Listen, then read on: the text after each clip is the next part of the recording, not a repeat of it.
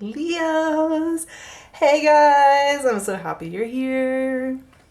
Happy March 2017 to you.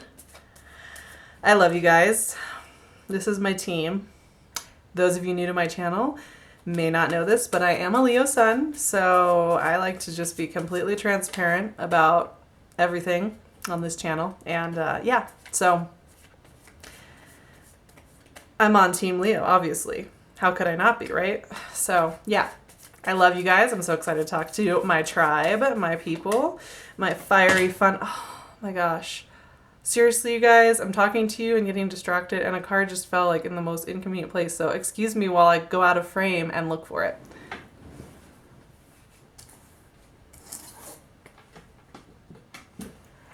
That was graceful. All right, you guys, apparently that card wants to be part of it. I haven't even looked at what it is yet, so we'll see. We'll see what it is. All right, so March is always an interesting month for fire signs because it starts off in Pisces, which is a challenging energy for fire signs. And it ends in Aries, which is a fun sign for fire signs. Obviously, Aries is a fire sign. And it's the beginning of the Western astrological new year. Return of the sun. What a relief, right? So it's always an interesting month. And the sun is going into Pisces, right? It's going to be in Pisces. That's your 8th house. And what is your 8th house? That is the house of death and rebirth, transformation, healing, and other people's money. It's a very interesting house. Not only that, but Venus is going to be retrograde starting on March 5th in Aries. And Aries for you is your spiritual beliefs, your big dreaming philosophical side. And when Aries is in retrograde, it's a good time to comb through the details and take your time. Same thing with Sun in Pisces for fire signs. It's a very good time to take a breath and reassess, comb through. You know, you had a beautiful February. You're starting to finally feel like yourselves again. What a relief, right? After, months and months of feeling like you'll never get back there and it will never feel the same as it did before everything went down in 2016. I mean, it was not an easy time. So you got the first glimmer of hope that, like, yes, you can be that fiery king or queen that you normally are. He got the first taste of it in Aquarius. Now the fun part begins because, okay, you get that taste, right? You get that taste of freedom. And then what happens is it's kind of like a seesaw. I feel like, healing and growing and expanding your consciousness and getting to the next level is a lot like a seesaw. You feel amazing. You're going forward. You're strong. You're strengthened. Things are lining up. And then you go deep inside and you heal and you reincorporate. And then you go back out. And that's exactly what March is. It's like the beginning is you going deep, going into that dark core of yourself. Because Leos, we all know we have a dark core. I've talked about this before, that Leos, people assume Leos are just doing fine. They're so sociable and fun and lighthearted, and they seem like they have their shit together because they're so playful and they don't want to show that they have this tender underbelly. But guess what, Leos? We are some of the darkest people around. We have a dark undertone that we have to address. And so when the sun is in our 8th house, guess what? We're going there. We're going there. And I'd say just go in there fearlessly because this is a transformational month. Yeah. This year is one of those special years for Leos where, 2015, 2016 were rough. I'm not going to lie. For Leos, it was not an easy time. It was a time of struggle, of loss of identity and reclaiming identity. A lot of karmic relationships came out of the woodwork in that one, and we had to really work through that and figure out where we were going to draw our boundaries. And 2017 is a year of returning to our core, to our hearts, and to getting things done. And the stars are lining up for us and for all of you out there. They are. Whether you're a sun or a rising or a moon, the stars are starting to line up and allow us back into where we've been in other years. We have definitely been there before, and we're coming back around. So this is a really powerful month. It's a little reminder month. It's one of those like spiritually powerful months. And Leos, I would say Leos are some of the most spiritual people in the zodiac, actually, because they're so heart-centered. And when you have such a heart-centered sign, everything is spiritual. Everything is connected to a deep experience of the world. And that's how you're going to feel. I think, people might expect you to be like this little bundle of joy and love. You're not going to be feeling that. You're going to be owning this deep philosophical wisdom that's going to be coming out of you.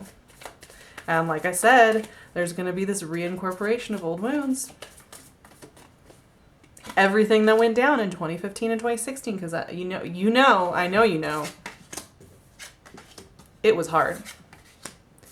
It was hard. And turning over the cards right now to see what you have for this month, but oh, you guys, this month is beautiful. Okay, like I was saying, you're going to be combing through some details. This is a card of old love and childhood as well. If you've had old wounds, and they can go back really far, when you're in the 8th house energy, which Pisces is your 8th house, you can go really deep with this kind of stuff. This is healing at the deepest level. So I think a lot of you had really, really karmic and very toxic relationships in the last couple of years. And you're going to just be taking one last visitation, not so much to feel sad about it, but to realize how far you've come. And the fact that you're not going back there. You're free. You're free because you understand your heart center. You understand your true nature, because you are spiritual, because you are heart centered, because you do tear up at things that are beautiful. That's why you're free. Because you understand how you put yourself in positions and why you're not going to do that anymore. It's going to make me cry thinking about how amazing that is, you guys. This month is also going to be a very good month financially. It's going to be moving slow, so keep that in mind. We have the Ace of Pentacles. And I actually got this for Aries as well. Ace of Pentacles. You're going to be working through your foundation. Rebuilding in any areas once you let go of this weird nostalgic heaviness that might have been haunting you from all these long wounds that we've had. You're going to start thinking about how you want to ground down what you want to build this year, because the stars are aligning and because you are moving forward. And you can feel it. You can feel the change in energy here, where you're ready to take risks and where you're ready to try different things. You're going to be thinking about very practical ways to apply that. And that's going to be coming through for you. And there's a promise here that you start off with the Ace of Pentacles. This is what you're building to. A full empire, basically. A full community. A full family. A full entourage. You're having visions and dreams about what you want to build with your creativity. And you're having dreams and visions about how you can take leaps of faith that will push you that much further. And because this is going to be such a psychedelically spiritual month for you, you're going to be having dreams like you have never had before. Pay attention to them. Take notes. Roll with it. Because this is a slowed down month, and it's one of the last slowed down months for the year for you. Seriously, because it's going to start rolling. The energy's picking up every month. This is a time, though, to slow down. Just pay attention to the dreams. You don't have to act on everything immediately. I find it fascinating that we had 3 Pentacles cards in a row like this, and they're such varied ones. This one can sometimes be called the Miser card, because you're locked on, you're holding on to everything you have. In this scenario, I think what's happening is this is a slow time. You are formulating ideas. You are building ideas. You are building your dreams. You are opening up your mind to the ways you can take leaps of faith in the future. But it's not time to take a whole big jump. Definitely wait until the sun at least goes into Aries. And definitely wait until Venus goes direct on April 15th. Especially when it comes to love.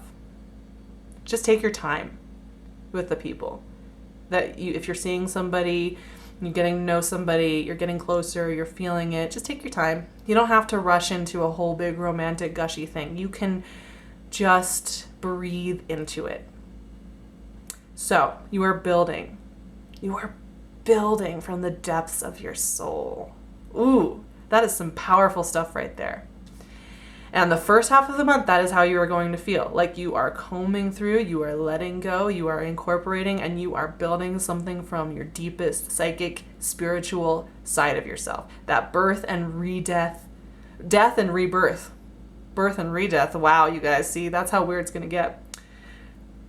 Death and rebirth energy, that's going to be there for you. And it's going to start to switch out of that mode. The first 2 weeks, that's what it's going to be. Once the sun starts getting close to Aries and it goes into Aries the last couple weeks of the month, you're going to be feeling like this. You're going to be feeling those future visions of being the empress of your world. And you're going to feel the fire returning and the bounty returning. And the Empress to me really reminds me of Taurus. And Taurus is a slow moving sign. It's a sign that appreciates the beauty of the world. Venus is also, after it goes through Aries, it's going to continue to be retrograde, and it's going to go into Taurus. Take some time to think about how you look and how you feel. Collect your energy. Because you have some news coming in. You have some news coming in. And once that energy starts shifting to Aries and the sun starts shifting to Aries, you are going to be seeing with like precision vision. And everything is going to make sense. Everything is going to get into lockstep. Relationships that maybe didn't make sense before and just felt karmic and crazy and wild are just suddenly going to be like, oh, this makes perfect sense. And no wonder this is how I was doing it before. Hello. And for those of you waiting for news on something, on an option of moving or changing jobs or taking a leap of faith or trying something different that you've never done before, you're going to be seeing clearly why you want to do it, how you're going to do it, and the way forward. This is a no-nonsense month in a lot of ways. It's not a playful month necessarily. It's a real month. It's getting real with what you want and where you want to be. And by the end of the month, I have to tell you, Leos, my heart-centered Leos, you're going to feel very lucky. You're going to feel very loved. Every time I get the star card, it's just, there you go. There's your reading right there. Everything's elevated. Everything's lucky. Everything's beautiful and powerful and special. It's like once that sun starts hitting Aries and you've done this inner work, it's going to feel like this magical dust was sprinkled on all of that hard stuff you went through. And when you look at it and you scan through your memories of all that hardship and all that loneliness and all that misunderstanding and miscommunication, it's going to have this magical glow in your memory because the process that's going to happen here is you are going to think, oh my gosh, it makes so much sense. That's why I'm here now. That's why I'm such a lucky, beautiful, love-filled person. And you are going to feel really, really ooey gooey, mushy, heart-centered by the time Aries hits. And you're going to allow, I think the biggest thing here for you guys is that there's been a little bit of holding back. We had a really good month in February. Doors were starting to open. Energy's been returning, but we've been holding back a little bit. Been holding back our hearts and our abilities to love and our ability to let people in because we've been hurt. Because things have gone down in a way that did not feel good. And there's going to be this incisive moment of aha. at the last week of March where you are going to say, yeah, you know what? I can let people back in. Because I know who I am. And I've always been that person. And I brought that person with me. And I understand why I did the things that I did and why the other people did the things that they did. And I understand what's mine and what's theirs. And I deserve to be loved. And I deserve to have partnership. That's coming. That's coming, you guys. I love that we ended on the Queen of Cups because it's a watery sign. It's a heartfelt sign. It's the sign of allowing yourself to open up. And if you have been seeing somebody and you've been kind of holding them at bay, or maybe you've been holding your spouse a little bit at arm's length, but you want to rekindle that, what's going to be happening here is your willingness to welcome them back in is going to feel very natural and soft. And you won't feel like you need to have those barriers up anymore. So it's the deepest healing you can have. And I like the fact that it's going to also just be a switch from doing the deep healing to having the energy again. And it is coming back. Once Aries hits, your energy is going to get you're going to feel a lot more extroverted again. So you're going down the rabbit hole. You're going on the other side of the veil. You're doing that. Oh yeah. You're going to hang out with that dark side of yourself. I know you have. Oh yeah, I know you, Leos. I think you're cool with it. You're good with it. You know how to roll with that. So you're going to do fine. And you're going to really, the freedom. I can't wait for that aha moment for each of you. Now, I'm doing something a little different this month. I have this new deck. It's the La Normande deck, excuse me. And this was Napoleon's reader, illustrated these. And I'm going to pull one card, just one. We're going to see what comes up as a final message for your March. I'm very excited. These cards are a little bit spooky, a little wild, and always a surprise. So it's fun. Knight of Pentacles, more Pentacles energy. Okay, this is the 4th Pentacles that we've had. Like I said, 8th house is other people's money. I think you are going to be really smart about your finances this month. I'm very conservative and simple and just keeping it simple. Knight of Pentacles is also, I think you're just going to feel grounded and self-knowledgeable. And you might have a lot of earthy people in your life that are helping you see yourself clearly and care for yourself. Like I said, I mean, there is this grounding down. And it is a beautiful time for you. I think there is nothing like a month of transformation like this. And you are going to feel so rejuvenated. It's going to be like you went to the spa, but instead you just went down into your dark side and came back out. But you don't have to tell anybody that. All right, you guys, I love you so much. Truly, you are the best. And I don't just say that because I'm a Leo. You guys bring heart and soul and caring and style and panache to the world, and we all need it. I can't wait to see you in April. I hope you have a beautiful March. I hope you have so much healing and you feel free from everything that went down in 2016. And I'm going to leave my email and my website below so you can get in touch with me. You can ask me questions. You can book a private reading with me. And I will talk to you all so soon. Love you guys bunches. Bye.